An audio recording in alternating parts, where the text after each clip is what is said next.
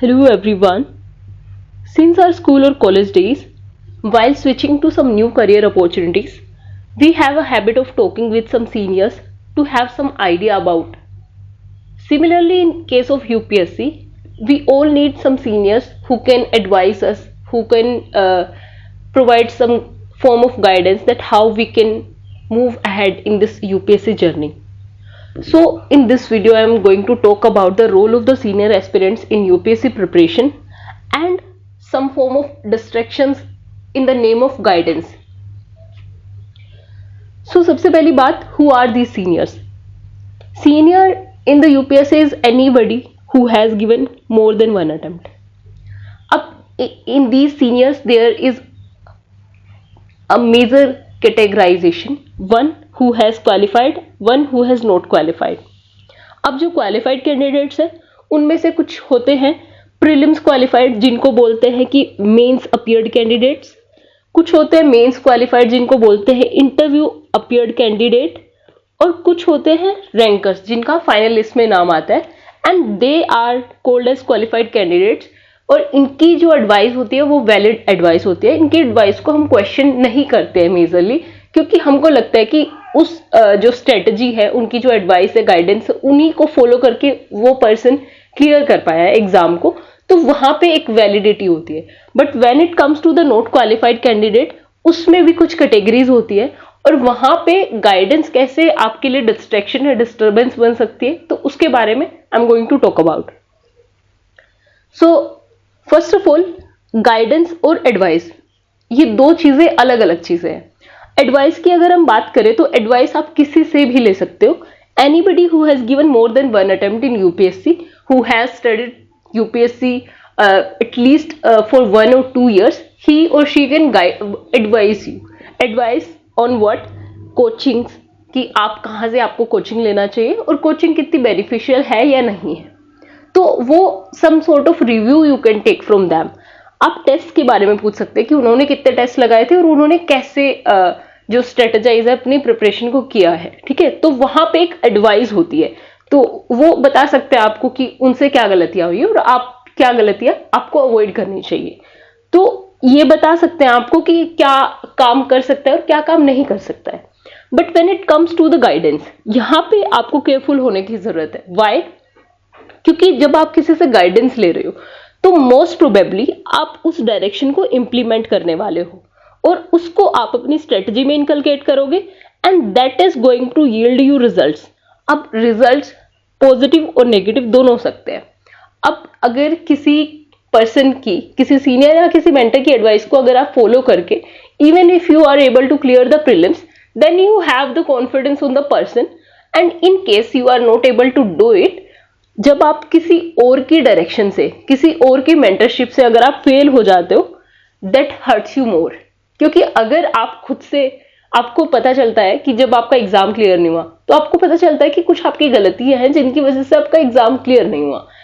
अगर आपको पता चले कि आपको किसी और ने गाइड किया है and that is why you were not able to make it, आपने अपना लॉजिकल माइंड यूज नहीं किया, तो वो आपको और ज्यादा हर्ट करता है, क्योंकि आपको पता चलता है कि किसी और की वजह से आपका टाइम और आपका प्रीशियस जो ईयर्स है वो वेस्ट हुए हैं।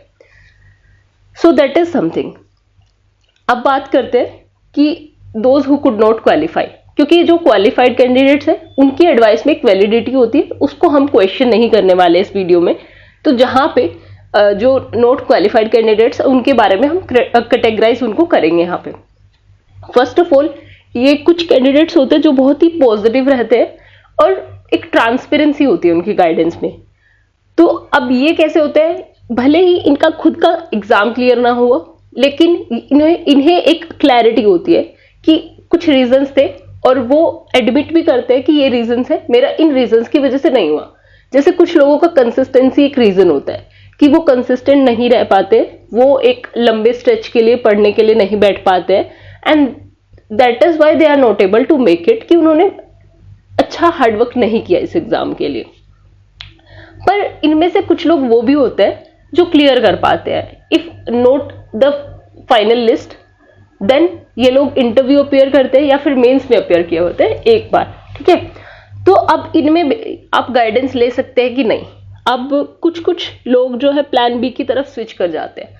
अब कुछ लोग even if they are away from this exam cycle for more than 1 year, then we should take advice, not guidance from them. Why? क्योंकि गाइडेंस आपको तभी पर्सन दे सकता है जब वो कंटिन्यूसली उस फील्ड में है और वो कंटिन्यूसली टच में है विद द एग्जाम साइकिल. लेकिन अगर कोई अपियर कर रहा है एग्जाम में, स्टिल ही और she is appearing, then you can take guidance from them as well.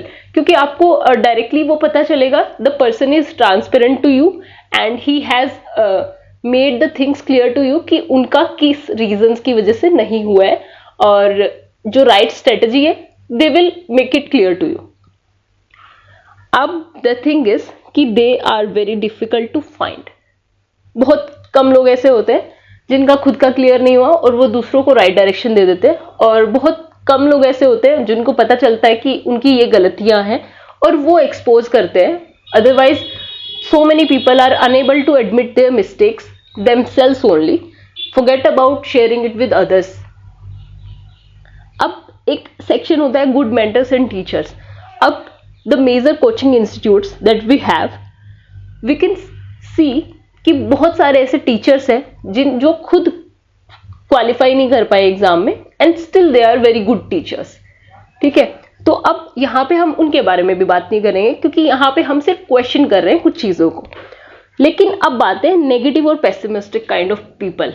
अब ये जो कुछ लोग होते हैं, ये भले ही इनका क्वालिफाई भी हो जाए तो भी ये इनका माइंडसेट होता है कुछ तो पॉलिटिसाइज करते हैं, चीजों को पॉलिटिसाइज करते हैं. और कुछ पीपल ऐसे होते हैं they will lower your moral. अगर आप उनसे बात करेंगे उनको हर चीज में कमी नजर आएगी कि यूपीएससी का एग्जाम साइकिल खराब है, यूपीएससी प्रीलिम्स में गलती ये कर रहा है, यूपीएससी मेंस में ये कर रहा है, यूपीएससी रिजर्वेशन ठीक से नहीं दे रहा है. तो ये नेगेटिव और पेसिमिस्टिक काइंड ऑफ पीपल है. जो ट्रांसपेरेंट और पॉजिटिव काइंड ऑफ पीपल है वो आपको क्लियर एक पाथ बताएंगे. उनको पता है कि एक एग्जाम है, यूपीएससी भी एक एकेडमिक एग्जाम है, उसके लिए एक राइट स्ट्रेटजी चाहिए होती है. बहुत लोगों का होता है, बहुत लोगों का नहीं होता है क्लियर. आई एडमिट कि लक फैक्टर वहां पे एग्जिस्ट करता है, लेकिन पॉजिटिविस्ट और ये जो नेगेटिविस्ट पीपल है, यहाँ पे एक ही डिफरेंस है कि जो नेगेटिव पीपल है वो एक यूपीएससी के साइकिल को ही वो दूसरे एक्सक्यूज देंगे as compare to admitting their mistakes. Now let's come to the form of guidance available. सबसे पहली बात, यूपीएससी की फील्ड में 99% आपको मिस गाइडेंस मिलेगी. Only 1% is the right guidance in UPSC preparation. 1% right guidance में क्यों कह रही हूं? अब अगर कोई पर्सन कोचिंग भी ले रहा है, कोचिंग लेट से किसी भी आप प्रेस्टिजियस इंस्टीट्यूट में आप कोचिंग ले रहे हो, कोचिंग में आपको कंटेंट पढ़ाया जाता है. But when it comes to the prelims and when it comes to the mains preparation, you can see, अगर आप जो भी आप वीडियो देख रहे हैं, अगर आपने 2-3 अटेम्प्ट दिए होंगे तो आपको पता चलेगा कि मेंस का नहीं पढ़ाया जाता है. वहां पे प्रीलिम्स को सेग्रीगेट करके नहीं पढ़ाया जाता है. इंटीग्रेटेड स्टडी वो किसको बोलते हैं? वो सिर्फ आपको कंटेंट देते हैं, उस जो सब्जेक्ट है या फिर टॉपिक है उसके अराउंड कंटेंट देते हैं. They will not teach you how you have to prepare for mains, they will not teach you how you can solve answers for prelims. अगर आपको प्रीलिम्स और मेंस के लिए अलग से तैयारी चाहिए, अलग से प्रिपरेशन चाहिए, तो they will have some other courses. अब हर एक कोचिंग का अपना प्रीलिम्स के लिए कोर्स है, हर एक कोचिंग का अपना मेंस के लिए कोर्स है. अब वो कोर्स भी क्यों एग्जिस्ट करते हैं? Can you think about that? क्योंकि जब वो कोचिंग दे रहे होते हैं 1 लाख प्लस, 1 लाख तो मैंने बहुत कम बोला है, मैंने खुद 1.6 lakh for GS only pay किया है. तो उसमें क्या होता है कि ये जो 1.6 लाख भी हमने पे किया है उसमें हमको सिर्फ कंटेंट मिल रहा है and that is not complete as well sometimes. तो अब मेरा कहने का मतलब क्या है, राइट गाइडेंस आपको बहुत रेयर मिलती है यूपीएससी की फील्ड में. सो मिस गाइडेंस पे अब हम मेजरली बात करेंगे. अब मैं बताती हूँ कि मिस गाइडेंस होती कैसे है. सबसे पहले टेलीग्राम स्पैमर्स. अब यहाँ पे टेलीग्राम पे आप बहुत सारे ग्रुप्स में देखेंगे कि बहुत सारे ग्रुप में अगर आप कोई आंसर, लेट्स से आप कोई आंसर वहां पे पोस्ट कर देते हैं तो उस आंसर पे आपके रिव्यू या फिर आपको डीएम आएगा. और इनकेस अगर आपने कोई क्वेश्चन पूछ लिया तो there will be so many people कि I have given mains, I have appeared for interview. Interview तो मैंने नहीं सुना, but it's a very common phrase कि मेंस अपियर्ड कैंडिडेट है। मेंस अपियर्ड कैंडिडेट कुछ नहीं होता है, जिसका प्रीलिम्स क्लियर हो गया वो मेंस में बैठ के आ रहा है, ठीक है। तो there is no major difference. ऐसे भी लोग हैं, अब लेट्स से 92 पे कट ऑफ है, 91 भी मार्क्स आ रहे हैं किसी के और किसी के 93 आ गए, तो ये 93 वाला क्लियर हो गया तो ये मेंस अपियर्ड हो गया, और 91 में जिसका नहीं हुआ यानी कि ये बंदा कुछ नहीं कर सकता है। तो दैट इज वाई ये एक कॉमन फ्रेज यूज करते हैं कि मेंस अपियर्ड कैंडिडेट है, पर मेरे अकॉर्डिंग कोई भी डिफरेंस नहीं लाई करता है, क्योंकि कभी कभी लक फैक्टर भी होता है प्रीलिम्स में। अब यहाँ पे बिगिनर्स सबसे ज्यादा डिस्ट्रैक्ट होते हैं, क्योंकि अगर कोई पर्सन बोल देता है कि मैंने मेंस लिखा है यूपीएससी का, तो यूपीएससी का मेंस लिखा है तो उसको तो भगवान समझते हैं। तो इट इज लाइक मतलब मैं ज्यादा nothing to be offend about. तो थिंग इज कि बिगिनर्स यहाँ पर डिस्ट्रैक्ट हो जाते हैं, and they are the people who will actively engage with you. They will tell you everything about exam, ठीक है, ये करना है आपको, वो करना है, and then they will keep poking you कि आपने इतना किया, आपने उतना किया, एंड आप हमें बताओ कंटिन्यूसली कि आपने कितना किया है। तो यहाँ पे बिगिनर्स डिस्ट्रैक्ट हो जाते हैं, और ये टेलीग्राम स्पैमर से बचना इज वेरी इंपॉर्टेंट। अब मैं एक बेसिक क्वेश्चन करूंगी आपसे, एक tell me one thing, why would someone help you if you are not paying them money? Tell me the reason why that person would help you. For clarity, you pay your precious time to them and your attempt sometimes, so that is why nothing is free. अगर कोई आपको freely guide भी कर रहा है तो वो भी आपको केयरफुली चूज करना है, क्योंकि अगर वो गाइडेंस आप यूज करके अगर आप एग्जाम में फेल हो रहे हो, that hurts you more compare to the mistakes that you made yourself and you learn from your mistakes. Next, अब ये दूसरे बारे में बात करते हैं, टेलीग्राम ग्रुप्स। अब यहाँ पे कुछ ग्रुप्स होते हैं कि हम 4-5 लोग हैं मिलके प्रिपेयर करते हैं। बहुत रेयर ऐसे ग्रुप्स होते हैं जो क्वालिफाई कर पाते हैं। अदरवाइज टेलीग्राम्स पे जितने भी ग्रुप्स हैं वहां पे thousands of people will be there, ठीक है, और ये लोग टेक्स्ट करते रहेंगे ग्रुप में, and I have never found the purpose of those groups. तो इनिशियल पर्पस जो होता है वो डिफरेंट होता है from the reality. They will start that we are 4-5 people and trying to study together, but they will not study, वहां पे purpose different हो जाता है। अब नेक्स्ट, अब one more thing I will tell you, जो सीरियस एस्पिरेंट होगा ना, he or she will never waste her time engaging with the people that he or she don't know. अब randomly कोई भी person वहाँ पे they are collaborating and they are trying to help each other, पर वहाँ पे help नहीं होती है। आप actually आप देखेंगे कि टेलीग्राम पे they will keep messaging each other anyway, मतलब उनको ऐसे engage करना है। और ये टेलीग्राम स्पैमर्स का मतलब एक नेगेटिव एस्पेक्ट मैं जो नहीं भी बता रही हूँ वो आप खुद भी समझ पा रहे होंगे। नेक्स्ट, अब एक third form of people are personally known candidates. अब पर्सनली नोन, अब अगर आप किसी को पर्सनली जानते हो कि आपके नोन में किसी ने एग्जाम दिया है या फिर यूपीएससी की तैयारी की है, अब यहाँ पे भी 2 साइड्स होते हैं। सबसे पहले कुछ तो फ्रूटफुल होती है कुछ की एडवाइस, ठीक है। अब लेट्स से पर्सन का खुद क्वालिफाई नहीं हुआ है पर आपने उसकी एडवाइस ली और उन्होंने सही से आपको एडवाइस दिया तो आप क्वालिफाई कर जाते हैं। और जो 90% क्वालिफाइड कैंडिडेट्स होते हैं ये वो कैंडिडेट्स होते हैं जिनके आसपास कोई क्वालिफाई किया होता है एग्जाम और उन्होंने उससे गाइडेंस ली होती है, क्योंकि अगर किसी पर्सन का क्वालिफाई हो जाता है तो ही और she knows the right strategy कि कैसे वो एग्जाम क्लियर होता है। लेकिन कभी कभी ये मिस गाइडेंस होता है। मिस गाइडेंस अगर ना भी हो तो वो नेगेटिवली इम्पैक्ट कर सकते हैं आपको कि यूपीएससी अगर उनका खुद का क्लियर नहीं होता है तो वो ये बताते हैं, ऐसे प्रेजेंट करते हैं सिचुएशन को लाइक यूपीएससी ही गलत है कि यूपीएससी ने ही उनको रिजेक्ट किया है and they are the most precious gem kind of people.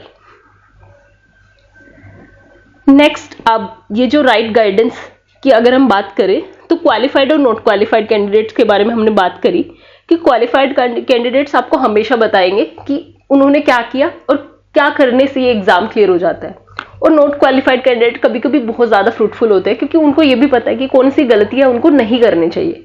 और बिगिनर्स बहुत सारी गलतियां करते हैं, उन गलतियों को अवॉइड करने के लिए उनको उन कैंडिडेट से जरूर बात करनी चाहिए जिनका क्वालिफाई नहीं हो पाया एग्जाम।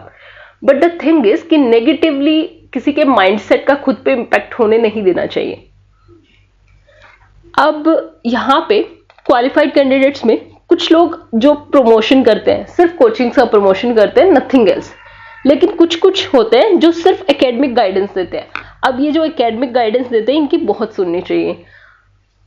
नेक्स्ट, अब ये जो नॉट क्वालिफाइड कैंडिडेट्स हैं, तो इनमें भी एक सिनेरियो होता है। कुछ कुछ ऐसे भी होते हैं जिनका 2-3 अटेम्प्ट में भी प्रीलिम्स क्लियर नहीं होता है, लेकिन उसका मतलब ये नहीं है कि वो मेंस में भी अच्छे नहीं है। हो सकता है कि जिस पर्सन का प्रीलिम्स क्वालिफाई नहीं हुआ, मे बी वो पर्सन मेंस में अच्छा हो, ठीक है। तो दैट इज वाई एडवाइस आप किसी से भी ले सकते हैं, पर गाइडेंस आपको केयरफुली चूज करना चाहिए। Overall who are good at understanding this exam, you can prefer those people. Next, अब इन दोनों में, क्वालिफाइड और नॉट क्वालिफाइड कैंडिडेट में, या फिर राइट गाइडेंस और मिस गाइडेंस में, ये डिफरेंशिएशन करना, और जब आप उस सिचुएशन में होते हैं तो ये थोड़ा डिफिकल्ट होता है, बट अल्टीमेटली डिसीजन ये आपका ही होता है। तो आई विल से कि advice you can take from so many of the people, but blind faith is not that you can have on anyone. Next, अब lastly, toppers talk is the good source of advice, but I will say कि blind faith वहां पे भी नहीं होना चाहिए। कुछ कुछ लोग ऐसे प्रेजेंट करते हैं कि सिचुएशन को कि उन्होंने 1 साल प्रिपेयर किया है and they top the exam, but that is not like that. वो स्कूल से प्रिपेयर करते हैं and then they qualify in the first attempt. Otherwise first attempt में आप क्वालिफाई करोगे तो उससे पहले आपको मिनिमम 2 years की प्रिपरेशन चाहिए, और अगर आप मिनिमम 2 years की प्रिपरेशन से एग्जाम को क्वालिफाई कर रहे हैं, that means you have someone strong personality to guide you behind. So lastly, I will say, use your own thinking or logical brain, that why would someone help you if you are not helping them in any way. Next and last, do not let your guidance become the source of disturbance. I hope I could make you understand the things out. Thank you so much.